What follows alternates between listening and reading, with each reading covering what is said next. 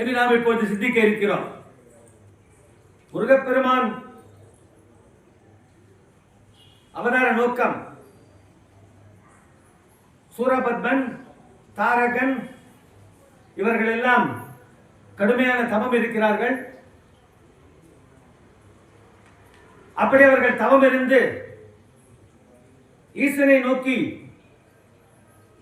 கடுந்தவம் புரிகிறார்கள். கடுமையான தவம், உடலை வருத்தி தவமேற்றிக் கொண்டிருக்கிறார்கள். ஆண்டுகள் பல கழிந்தன.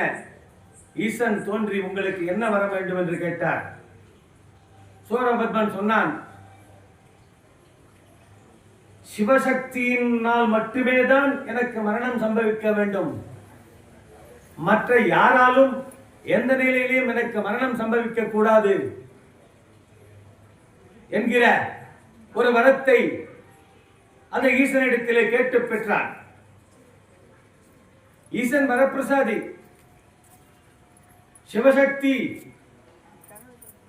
சிவசக்தியான ஒரு அம்சத்தினால்தான் தனக்கு மரணம் சம்பவிக்க வேண்டும் என்று கேட்டவுடனே வரப்பிரசாதி உடனடியாக ஈசன் சொன்னார், சூரபத்மனே,